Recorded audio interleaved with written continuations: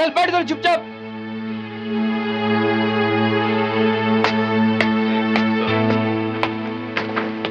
हमने यहाँ उन कैदियों को रखा है जो उम्र कैद की सजा दी। वैसे सर आपने जेल को काफी अच्छे ढंग से रखा हुआ है। Thank you. कहते हो मैं पुराने तौर तरीकों पर चलने वाला एक बुढ़ा आदमी, बट आई एम श्योर इस काम को तुम मुझसे भी अच्छा निभाओ। कोशिश करूंगा। आओ, अब मैं तुम्हें बैरक नंबर 18 में ले चलता।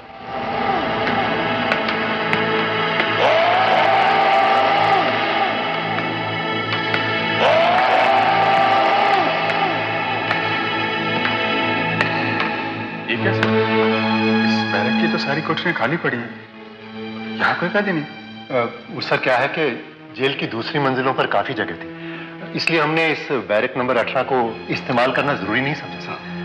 हाँ, लेकिन ऊपर सभी बैरक में 2-2, 3-3 कैदी थे। कुछ को तो यहाँ रखा जा सकता है। हाँ बिल्कुल रखा जा सकता है, लेकिन क्या है देव कि ये बैरक दूसरे बैरकों से अलग है और यहाँ की कोठरियां इनकी हालत कुछ ठीक नहीं है। लिहाजा हमने ये समझा कि जब तक इनकी मरम्मत ठीक तरह नहीं हो जाती इनका इस्तेमाल ही नहीं करेंगे।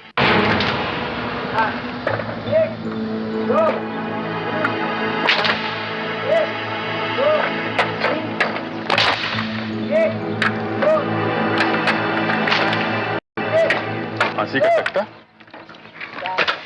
जहां तक मुझे पता है अब यहाँ फांसी नहीं दी जाती। नहीं, ये फांसी का तख्ता अब इस्तेमाल नहीं किया जा रहा। ये तो 5-6 साल पुरानी निशानियां हैं जब यहाँ कैदियों को फांसी दी जाती है। अब तो मुजरिमों को फांसी देने के लिए यहाँ से दूर पांव से जेल भेजा जाता है। सर अब ये बेकार पड़ा है और बहुत जल्दी हम लोग इसे यहाँ से हटा भी रहे हैं, और सर इसी साल इसकी जगह एक नया बैरक बनाया जाए। देव सर, अब तो तुम इस जेल का पूरा निरीक्षण कर चुके हो। एक नए वार्डन की ड्यूटी में तुम्हें सौंपता हूं। अब तो मैं एक रिटायर आदमी की जिंदगी बसर करने जा रहा हूं। अगर तुम्हें किसी चीज की दिक्कत आती है तो इंस्पेक्टर सुरेश तुम्हारी मदद करेंगे।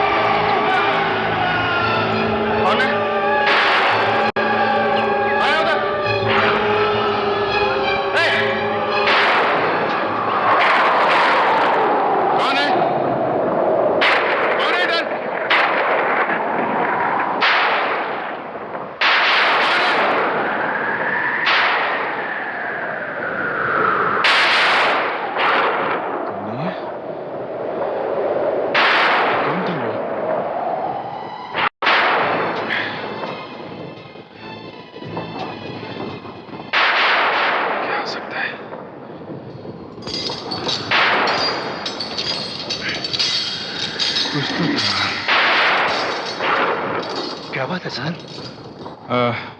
अभी मैंने इस खिड़की के बाहर कुछ परछाई सी देखी थी। मैं देखने के लिए बाहर गया था लेकिन वहां तो कुछ नहीं दिखाई पड़ा। सर मेरे ख्याल से बाहर ये जो बिजली चमक रही है शायद इसी की वजह से आपको कोई भ्रम हुआ है सर। नहीं नहीं नहीं, वहां कोई आदमी था। मतलब परछाई सी थी लेकिन कोई था जरूर। उसे गले में कुछ रस्सी सी थी। फांसी का फंदा। फांसी का फंदा सर? हाँ। खैर जाने दो। ये कौन है? सर ये नया कैदी है सर। आज ही डबल मर्डर के केस में इसे उम्र कैद की सजा हुई है सर।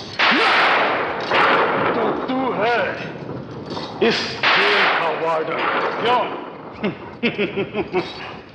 वार्डन, मैंने ऐसी ऐसी बहुत सी जेलें देखी हैं, और किसी भी जेल की दीवारों ने मुझे बहुत दिनों तक रोक के नहीं रखा है। सर, ये नाकेशी बहुत ही खतरनाक मुझे लगा। सर, मैं सोच रहा था कि इसे बैरक नंबर 10 में रख दें सर। बैरक नंबर 10 तो पहले से ही काफी भरी हुई है। तुम एक काम करो, इसे वो खाली बैरक है ना, बैरक नंबर 18 में डाल दो। Barrack number 18? सर, मैं आपको पहले ही बता चुका हूं कि वहां हम किसी को नहीं रखते सर। लेके आओ।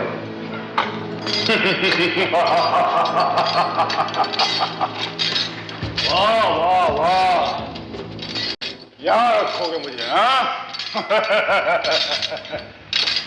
अरे ऐसी बहुत सी जेलें देखी है वार्डन। बस रुको, इसकी बेड़ियां खोलो। हाँ खोलो खोलो खोलो। नाकेशी को ये गहने बहुत ज्यादा पसंद नहीं है। खोलो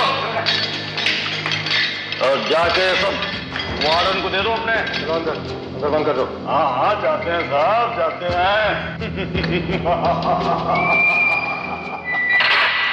नाकेशी जैसे शेर को तुमने 18 नंबर बैरक में रखा है। हाँ? क्या समझते हो निकल नहीं पाऊंगा? अरे निकल जाऊंगा वार्डन, तुझे पता भी नहीं चलेगा।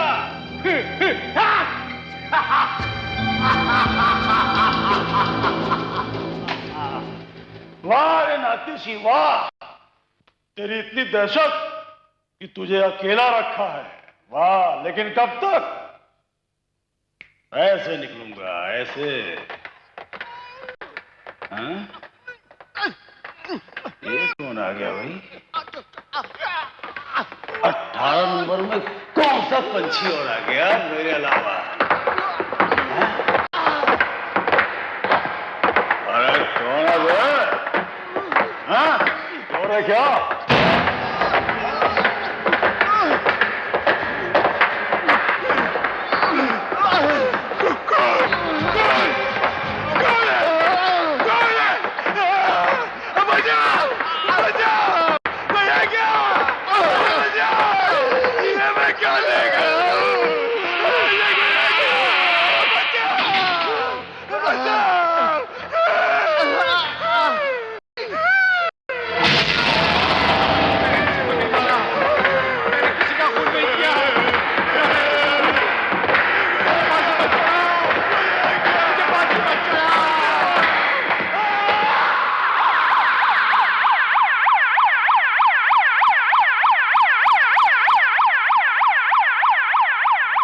हो कैसे गया? ना खूंखार अपराधी, उसकी ये हालत। सर, मैंने आपको पहले बताया था ना कि ऐसे केसेस पहले भी कई बार हो चुके हैं।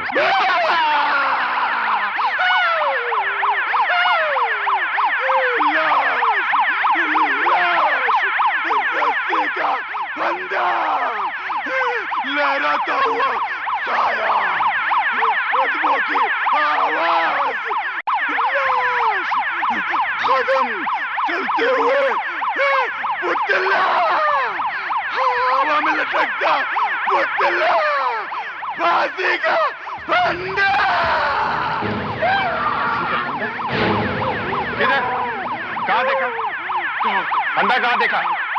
वो फांसी का फंदा। ले जाओ इसे।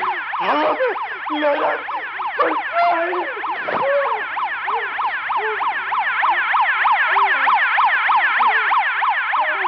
फांसी का फंदा क्या कह रहा है ये? सर, मैंने आपको इसीलिए कहा था इसे बैरक नंबर 18 में मत रखिए सर।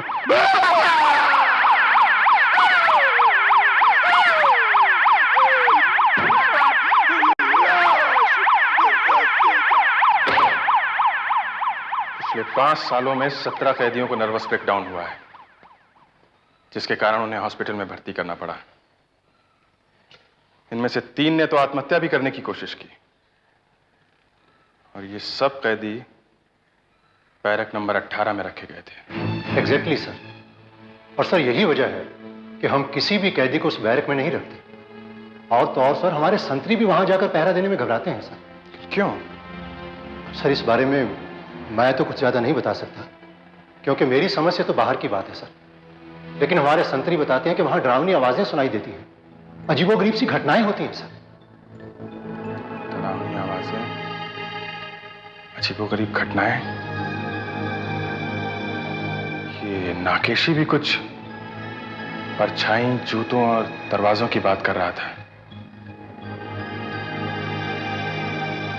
क्या वजह हो सकती है जो वहां लोगों को पागल बना देती है?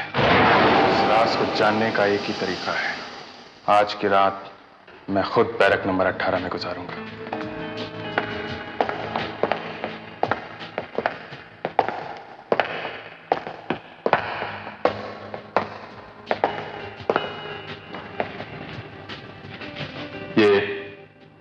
ये कोठरी ठीक रहेगी। जी सर। सामान इसमें रख दीजिए। Yes sir.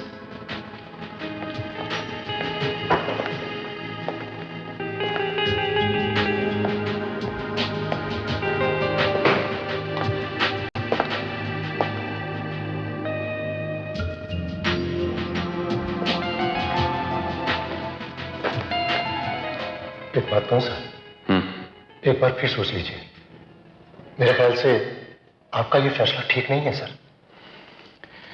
सिर्फ यही एक तरीका है पता लगाने का कि हकीकत में यहां क्या गड़बड़ है। तुम चिंता मत करो, हालांकि मुझे पता नहीं कि यहां क्या होने वाला है, मगर मैं फिर भी तैयार हूं हर हालात का सामना करने के लिए। मुझे यकीन है यहां कुछ होगा नहीं।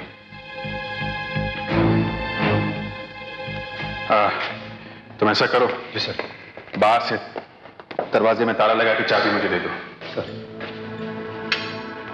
सब कुछ वैसा ही होना चाहिए जैसा दूसरे कैदियों के साथ होता है। सर।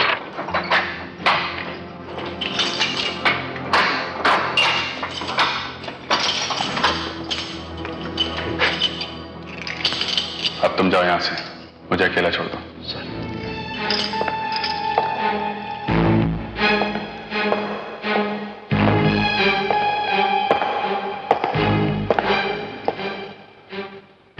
तुम जाओ। सर।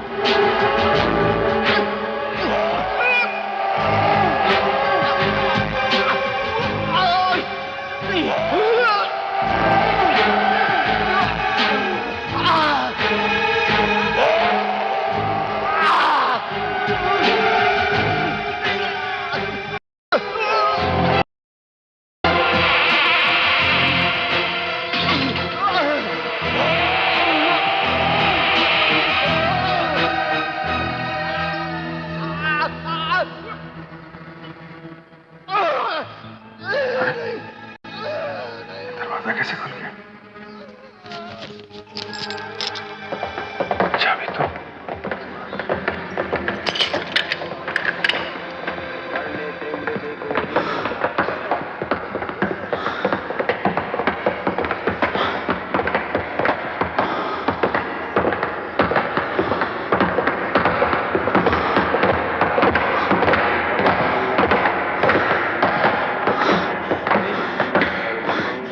चढ़ाओ। मैंने किसी का खून नहीं किया, मैंने किसी को नहीं मारा, मैं बेकसूर हूं, मैं खूनी नहीं हूं, मुझे फांसी पर चढ़ाओ।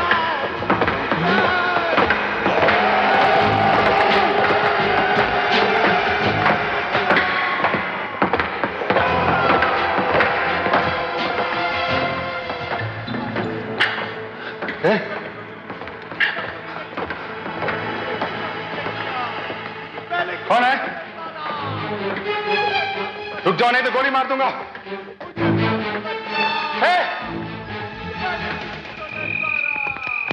मैंने किसी का खून नहीं किया, मैंने किसी का खून नहीं किया, मैं बेकसूर हूँ, मैं बेकसूर हूँ, मुझे फांसी पर चढ़ा,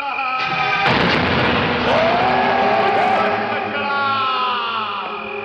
मैंने किसी को नहीं मारा।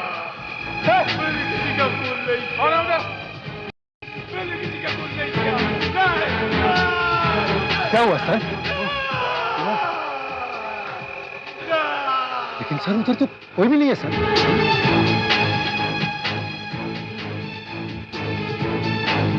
5 साल पहले इस बैरक नंबर 18 में सब कुछ ठीक ठाक था, लेकिन अक्टूबर के महीने में जब मुकेश नाम के कैदी को इस बैरक में रखा गया, शायद उसी की वजह से ये सब कुछ हो गया। मुकेश? एक मुजरिम था, उसे इसी बैरक में रखा गया था। ये इंस्पेक्टर वीरेन, इन्होंने उसे अपनी हिरासत में लिया था। ये सब बताएंगे तुम। देखिए, मुकेश एक पेशेवर चोर था। 3 बार पकड़ा गया, 4 साल की सजा काटी उसने, और आखिरी बार जब वो पकड़ा गया तो छूटने के बाद उसने वादा किया था कि उसे अगर एक मौका मिल जाए अच्छा आदमी बनने का तो वो ये गुनाहों की जिंदगी छोड़ देगा। और देव,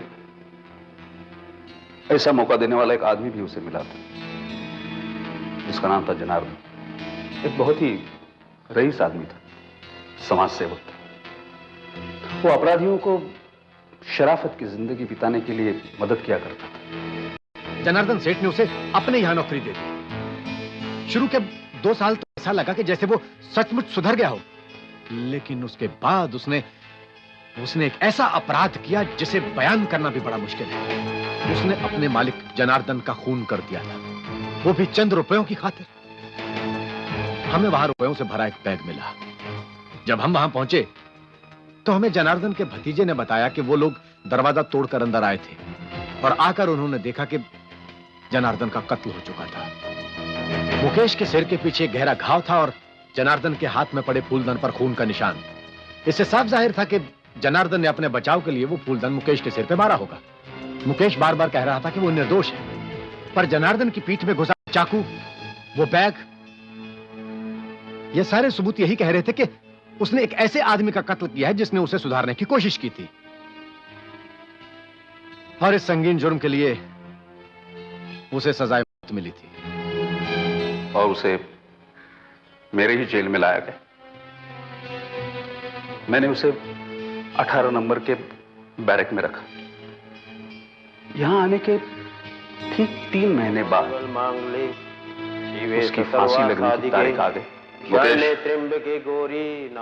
तुम्हारा टाइम हो चुका है। क्या टाइम हो गया? इतनी जल्दी? मैंने तो सोचा था कि कुछ हो जाएगा,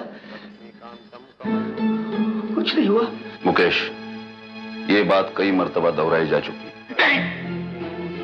मैं क्यों चढ़ूं फांसी जब मैंने कुछ किया ही नहीं?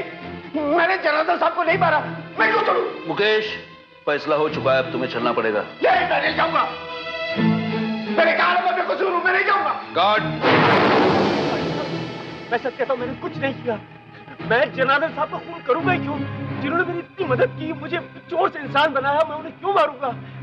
मैंने कुछ नहीं किया, मैं बेकसूर हूं।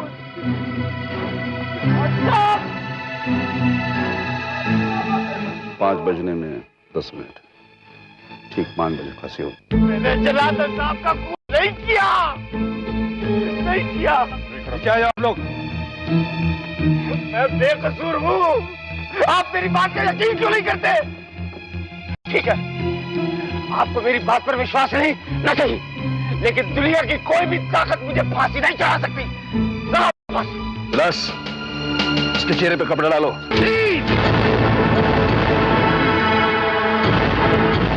इसका लीवर काम नहीं कर रहा है। बात कर रहे हो तुम?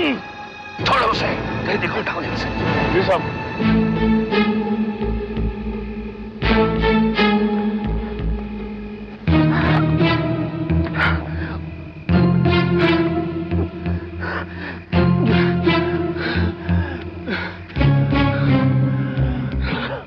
फिर से कोशिश करो। जी साहब।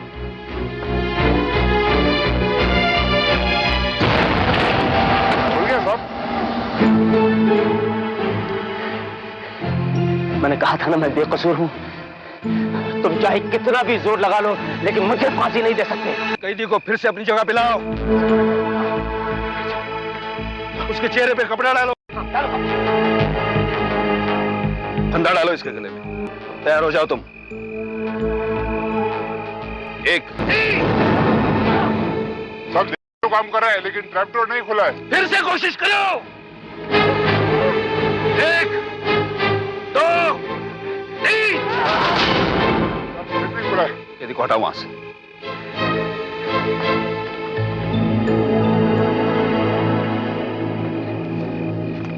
मैंने आपसे कहा था ना, मैं बेकसूर हूं।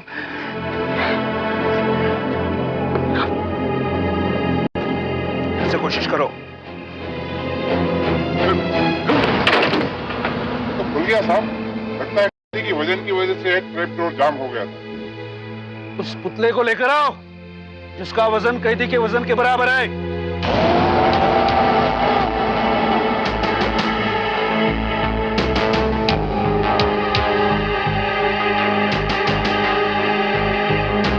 जल्दी ले आओ यहाँ। आओ। चलो चलो जाओ ऊपर। सवाल वो फंदा डालो उसके गले में। हाँ। साहब, इस पुतले का वजन तो कैदी के वजन के बराबर लगता है। फांसी लगा के देखो, देखो क्या गड़बड़ है। जी साहब। एक, दो, तीन। साहब, इसका लीवर पुतले पर तो बराबर काम कर रहा है। शायद इसका ट्रैपडोर जाम हो गया था। सुनो, वो कैदी को यहाँ ले आओ। मेरी बात का यकीन कीजिए, मैंने अपने साहब को नहीं मारा। सच, मैंने जनाजा साहब को नहीं मारा। ले जाओ इसको। आप मेरी बात पे यकीन कीजिए। ले जाओ ऊपर। ले आओ। आप लोग नीचे आ जाओ, आ जाओ नीचे। गिलास कपड़ा डालो इसके चेहरे। साहब, जिसने मौत देखी हो वही बता सकता है कि मौत कैसी होती है, लेकिन अब नहीं, तीसरी बार इस यातना से नहीं गुजरना चाहता। मैं बेकसूर हूं साहब, मैं बेकसूर हूं। चिंता मत करो, ये आखिरी बार है। विलास, इसके चेहरे पे कपड़ा डालो, फंदा डालो इसके गले में। जी साहब। एक, मुझे कुछ नहीं होगा। दो, मुझे फांसी नहीं होगी। तीन। नहीं बोला साहब। फिर से लीवर को खींचो, मुझे कुछ नहीं होगा। खींचो, खींचो। नहीं खुल रहा साहब। ऐसा पहले कभी नहीं हुआ। ये अनहोनी है साहब। हो सकता है ये आदमी सत्य बोल रहा हो। एक कैदी बेकसूर ही हो साहब। हो सकता है कोई शक्ति इसको बचा रही हो साहब। अब तो आपको यकीन हो गया ना कि मैं बेकसूर हूं। सही है सब। मैं ये तख्ते पे आज तक कभी नहीं चढ़ा हूं, लेकिन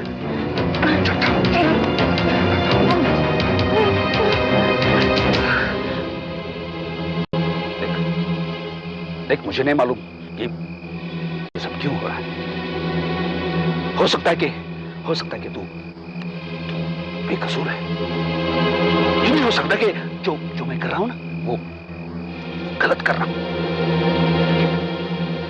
लेकिन फैसला करना मेरा काम नहीं।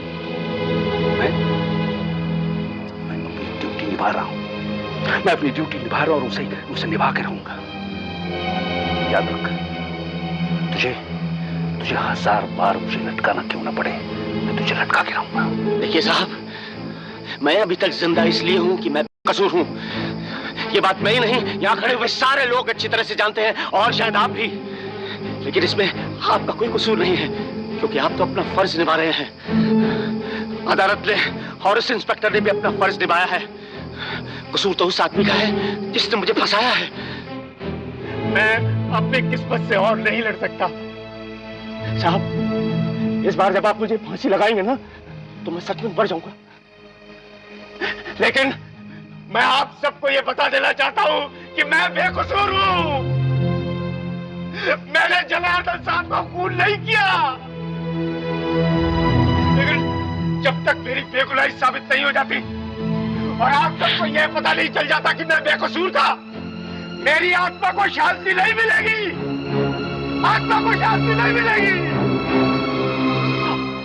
लगाओ मुझे फांसी, डालो मेरे मुंह पर कपड़ा, डालो। कपड़ा डालो इसके चेहरे पे। जी साहब। तो कपड़ा डालो इसके चेहरे पे और फांसी का फंदा भी डाल दो गले में। डाल दो फंदा। तैयारी करो फांसी की। फांसी की तैयारी करो। मैं तैयार हूँ साहब। 5:45 को फांसी होगी। 1, 2, 3। ये फांसी रोकने का अधिकार होता ना तो मैं जरूर रोक देता उसकी फांसी, लेकिन नहीं, मुझे वो अधिकार नहीं था। मैं तो सिर्फ अपनी ड्यूटी निभा रहा था।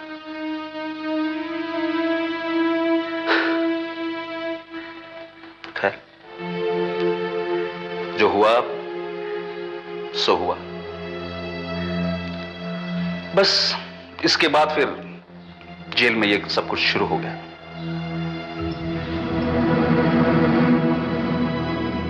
आपका मतलब है कि मुकेश की आत्मा अभी तक जेल में घूम रही है और इंतजार कर रही है कि कब उसकी बेगुनाही साबित होगी। इस बात के अलावा और क्या कहा जा सकता है? बताओ बताओ ना, तुम क्या कहा जा सकता है?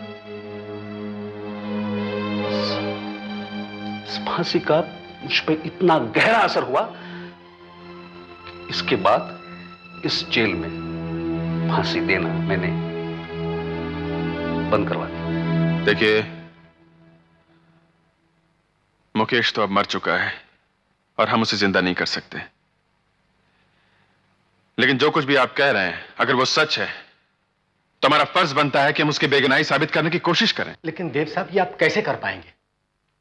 इस केस की छानबीन मैंने खुद की थी, और अगर उसे फंसाया भी गया था तो फंसाने वाले ने इस बात का पूरा ध्यान रखकर प्लान बनाया था कि सारे मौजूदा सबूत मुकेश के खिलाफ हैं, यह साबित करने के लिए कि वही खूनी है। बात सिर्फ इतनी सी नहीं है, पूरे 7 साल बीत चुके साथ। इतने लंबे अरसे के बाद हम ये सारे सबूत कहां से ढूंढ पाएंगे? ये मैं नहीं जानता, लेकिन कम से कम ये पता लगाने की कोशिश तो होनी ही चाहिए कि मुकेश को फंसाने वाला और जनार्दन का असली कातिल कौन है। फांसी तो उसे होनी चाहिए थी। ये खून जिस जगह हुआ उस जगह का पता मुझे बताएंगे?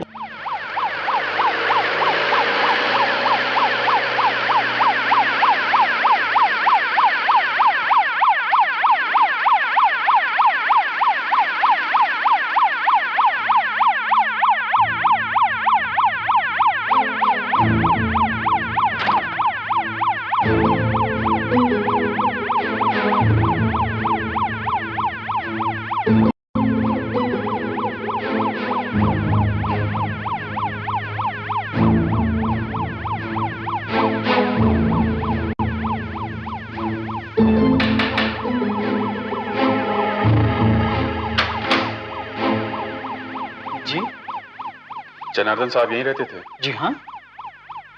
उनके भाई मुरलीधर घर पे हैं या उनके बेटे शिशिर? जी, शिशिर साहब जो है वो दिल्ली गए हुए हैं, उन्हें आने में 1 हफ्ता लग ही जाएगा। और मुरलीधर साहब का तो कोई भरोसा नहीं है, ऑफिस इस समय मैं ही अकेला हूँ। कहिए। जब वो आए तो उनसे बता दीजिएगा जेल का वार्डन देव आया था। जी अच्छा।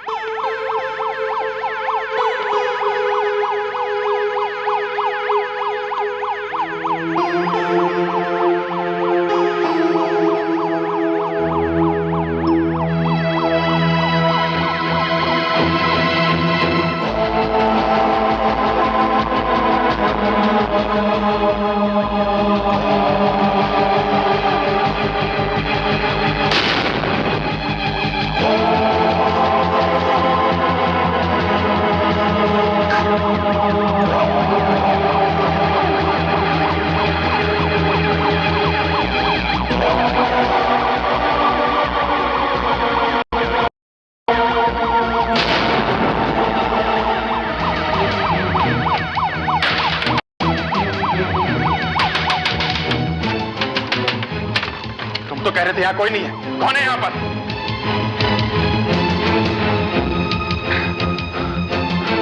कौन है यहाँ पर? कौन है? कौन है यहाँ पर? यहाँ क्या हो रहा था? सर मैंने आपको बताया ना कि घर में कोई नहीं। लेकिन मैंने अभी देखा यहाँ कुछ हो रहा था। मेरी बात का विश्वास कीजिए साहब, कोई नहीं है घर। कोई? लेकिन मैंने यहाँ कुछ देखा। मैंने इसका मतलब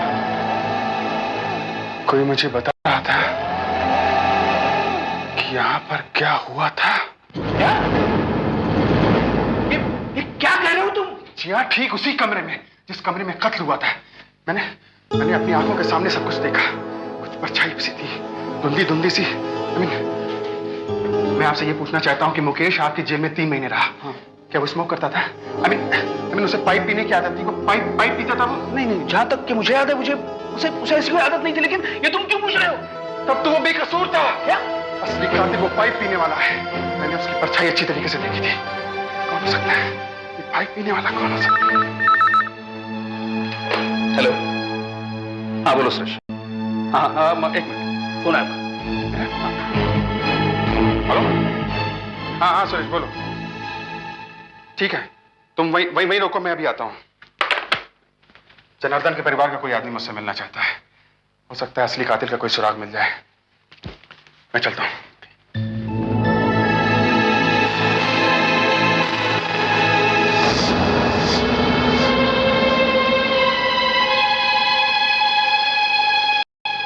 माफ कीजिएगा, मुझे आने में थोड़ी देर हो गई।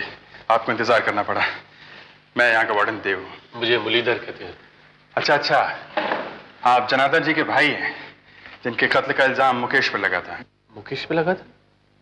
खून के इल्जाम का क्या मतलब? खून तो मुकेश ने किया था ना? जी नहीं, ये सच नहीं है। किसी ने उसको फंसाया था। किसी ने फंसाया था? जी हाँ, लेकिन मैं जल्दी उसे ढूंढ लूंगा। ये आप क्या कह रहे हैं कि खून किसी और ने किया था? तो कौन हो सकता है? अभी तो मैं कुछ नहीं कह सकता, लेकिन मैं इतना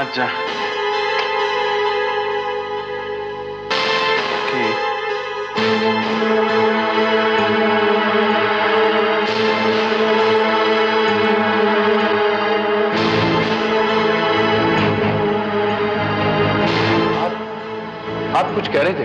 हाँ, मैं कह रहा था, तुम मुरलीधर, तुमने जनार्दन का खून किया है। तुम कातिल हो। ये क्या बकवास है? बकवास नहीं है, तुम्ही ने अपने भाई का कत्ल किया है और झूठे सबूत इकट्ठे करके मुकेश को कातिल साबित कर दिया। मैं अच्छी तरीके से जानता हूं ये सब तुमने कैसे किया था। मैं बताता हूं। उस दिन तुम अचानक जनार्दन के कमरे में घुसे और तुमने देखा कि जनार्दन शायद रुपए गिन रहा था या बैग में रख रहा था। तुमसे ये सब देखा नहीं गया। तुम्हारे हाथ में चाकू था, वो चाकू तुमने उसके पेट में ठोक दिया। जनार्दन वहीं गिर गया, लेकिन तुम वहां से गए नहीं। तुमने वहीं खड़े होकर अपना पाइप जलाया। उसके बाद नौकर मुकेश की आवाज सुनकर तुम शायद वहीं कहीं छिप गए थे। नौकर जब अंदर आया ये सब देखकर घबरा गया, लेकिन तुमने उसको भी नहीं बख्शा। तुम्हारे हाथ में फूलदान था। तुम चुपके से उसके पीछे आए और फूलदान उसके सिर पर दे मारा। उसके बाद अलमारी से बैग निकाला, उसमें रुपए डालकर मुकेश के हाथ में फंसा दिया ताकि सारा शक मुकेश पर जाए। बकवास है, एकदम बकवास। ये बकवास नहीं है। तुमने पैसों की खातिर अपने भाई को मार दिया, जिसकी कीमत उस बेचारे मुकेश को अपनी जान देकर चुकानी पड़ी। ये तो मनगढ़ंत कहानी है। इस पर कोई अदालत विश्वास नहीं करेगी वार्डन साहब, और बिना सबूत के तो बिल्कुल नहीं। जो तुम्हारे पास एक भी नहीं है। जो भी तुम कहानी सुना रहे हो वो सिर्फ कल्पना है, सिर्फ तुम्हारी कल्पना। मैं तुम्हारी ये फालतू की बकवास सुनने के लिए 1 मिनट नहीं रुकूंगा यहाँ पर। मैं जा रहा हूं और देखता हूं कोई मेरा क्या बिगाड़ सकता है। जरा ध्यान से जाइएगा, कहीं जल्दी आपको वापस यहीं ना आना पड़े। मुझे अपना रास्ता मालूम है, समझा? क्या क्या बकबक कर रहा था। 1 सालों के बाद इसे पता कैसे चला? कुछ भी हो, बिना सबूत के ये मेरा बाल भी बांका नहीं कर सकता। देखता हूं क्या बिगाड़ता है ये मैं कहां आ गया? फालतू की टेंशन में मैं गलत मोड़ मुड़ गया। ये कितनी डरावनी लग रही है, एकदम सुनसान। अरे मैं कहां?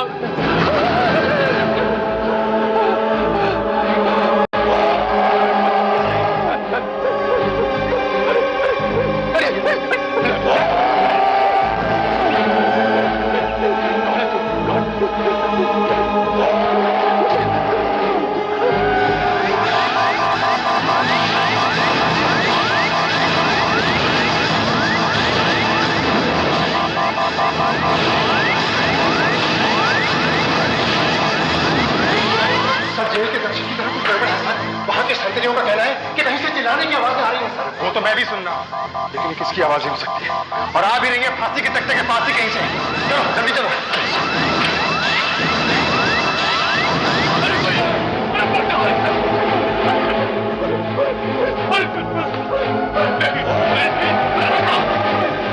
मुझे क्या चाहिए? मुझे छोड़ दो। नहीं, देखो, मैंने कुछ नहीं किया। मुझे छोड़ दो।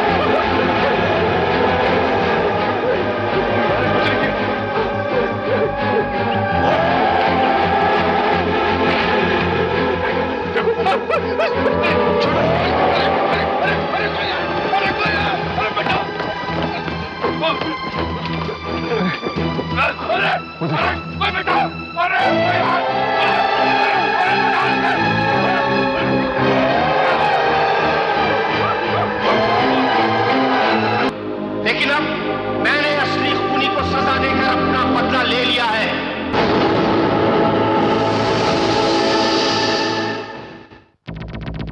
ऐसे और भी मजेदार वीडियो के लिए हमारे चैनल को लाइक, शेयर और सब्सक्राइब करें।